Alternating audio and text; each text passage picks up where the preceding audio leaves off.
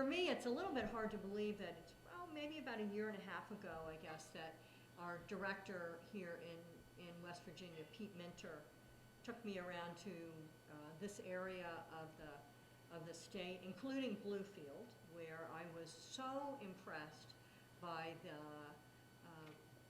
the issues and the work that that community had already done.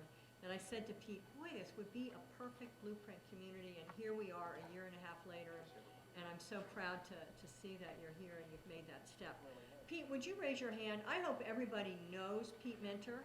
If you don't know Pete, you should. Please introduce yourself, and by the way, please wish him a happy birthday when you see him today. What I learned about, of course, a year and a half ago was that the enclave in Bluefield was once a booming railroad town and had really gone through a downturn, but had now found the way to start pulling itself back up, even in this kind of a community. And what we've heard here already today are folks who are working together, focusing around issues together, and trying to pull in the resources needed, whether they're big resources or small resources, and you all really represent that resource. We talked about how, Pete and I, we talked about how Bluefield and other communities could really be the perfect representation of the Blueprint program, particularly of what Pete was showing me here in the Southern Gateway. I was so impressed by the work of Blueprint communities, not only here in this state, but in Pennsylvania and Delaware, that I have shared the concept with the Secretary of HUD, who was not aware of it.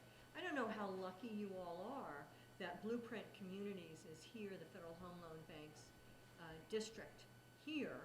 It does not happen all around the country, and I think we really have our sponsors to thank for that. It's a unique experience that is available to you all. Through the training that you are going to receive, through the work you're going to be doing the next 9 months, you will be able to identify and address all sorts of community development issues, housing, infrastructure, economic development and stimulation, healthy, safe surroundings.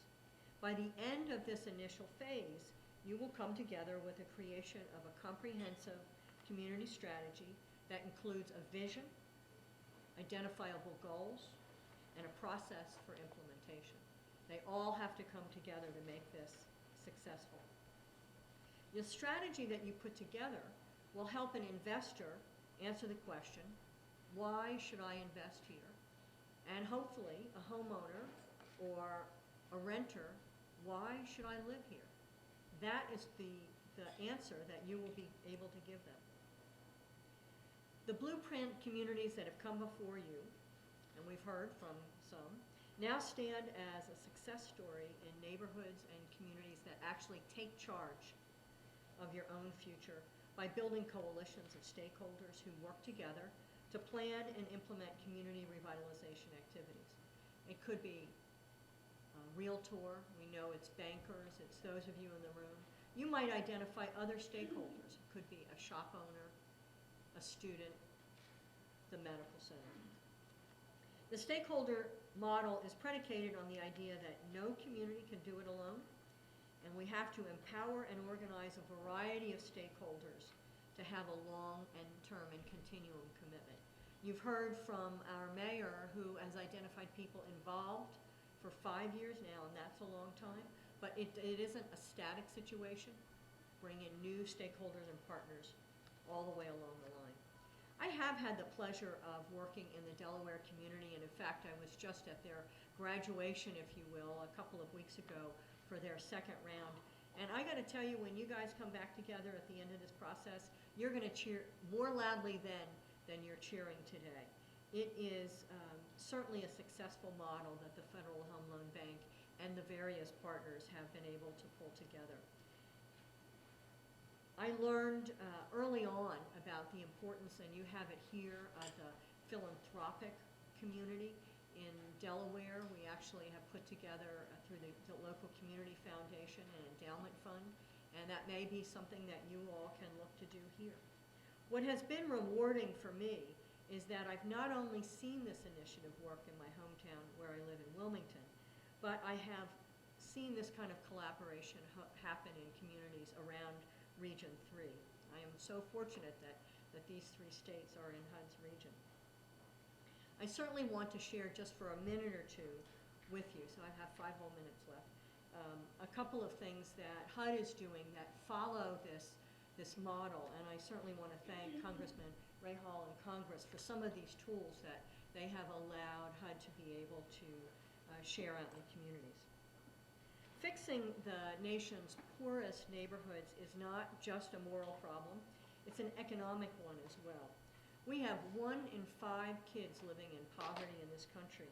It costs us about $500 billion a year, every year, about 4% of our GDP. Today, we can actually predict a child's lifespan not by their education or their parents' financial institution and their financial position, but actually where they grow up, in what zip code they grow up. We know that we cannot treat the symptoms of poverty in isolation. We know that we need a comprehensive approach, and that's what you all are here to be talking about. We know that rebuilding educational opportunities for children trapped in poor neighborhoods is just as important as the physical rebuilding of the neighborhoods themselves. So together, government, nonprofits, you in the room, can turn challenges into opportunities. President Obama formed the White House Neighborhood Revitalization Initiative. It actually, and I know this is maybe surprising for those at the federal level, but it brings together 5 agencies at the federal level to work together. HUD is one of them, to try to transform distressed neighborhoods into sustainable, mixed-income communities that deal with affordable housing, safe streets, good schools. At the center of this initiative is the Choice Neighborhood Program, which for those of you who have ever heard of Hope 6, which was designed to try to transform aging public housing, this is broader than just public housing. Hope 6 created over 90,000 public housing units in mixed income healthy communities and leveraged additional federal investment. It raised the average income of residents by 75% or more in some of these neighborhoods, and that is indeed success. It leveraged the neighborhood grants of an additional 12 times what the federal investment was. That's what being a catalyst is all about, not working on your own, but pulling together other partners. It's formed partnerships with housing authorities, owners of multifamily properties, schools, university, police departments, hospitals. I will say on the police note, when I was in Delaware and they were having their graduation, what was so cool is that a couple of the Blueprint Communities teams had their local police officers as stakeholders who were with us the entire day.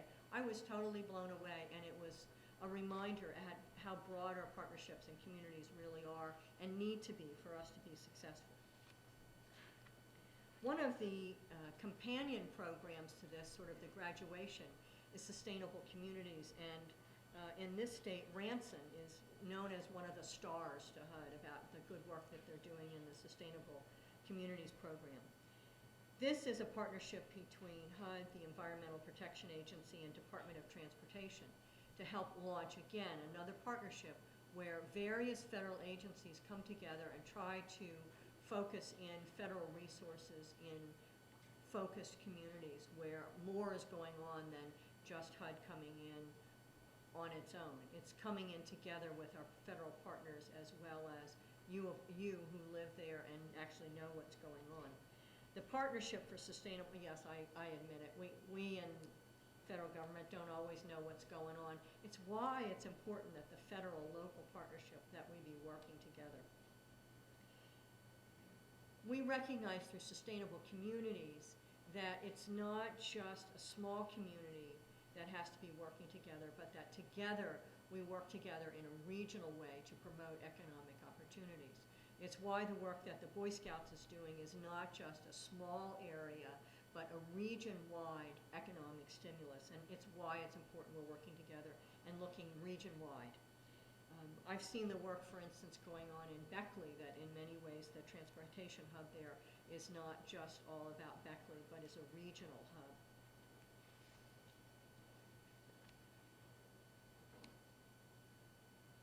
The last model that I wanted to mention to you, and again, I hope in every one of these you will see foreshadow the work that you're going to be doing together, is one that is known as shorthand as SC2, Strong Communities, Strong Cities.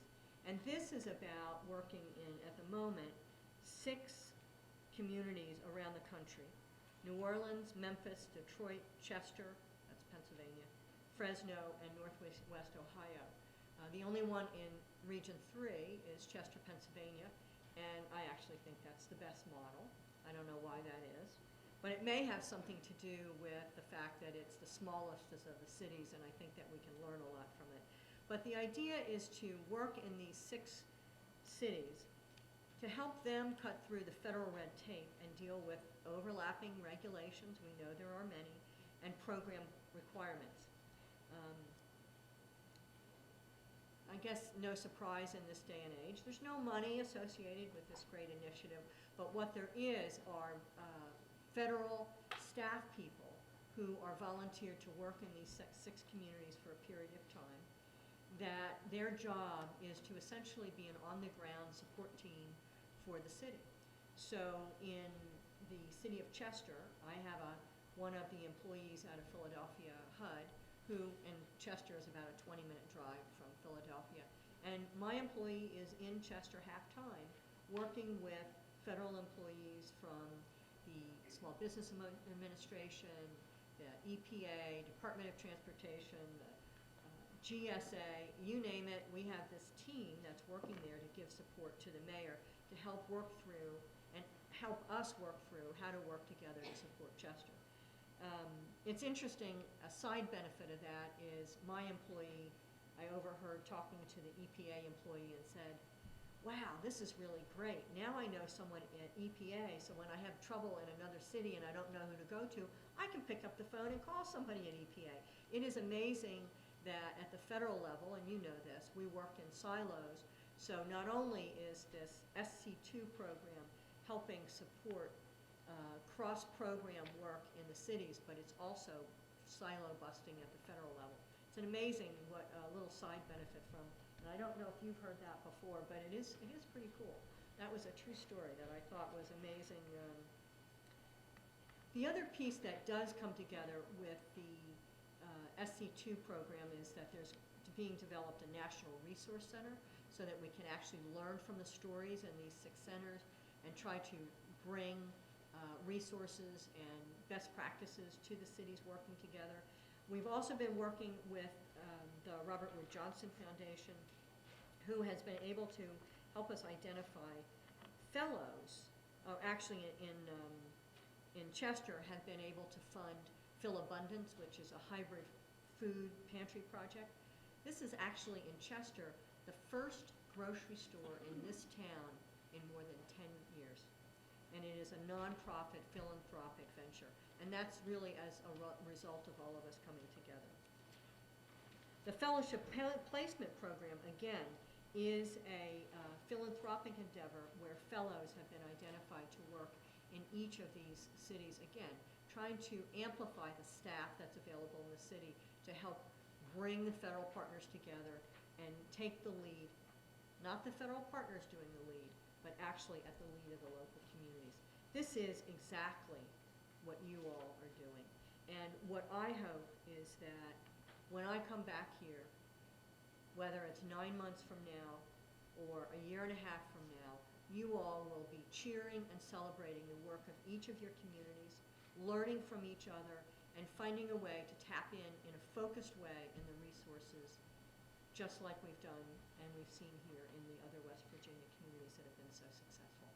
I'm so happy to be here with your kickoff, and I can't wait to hear the next phase of this program.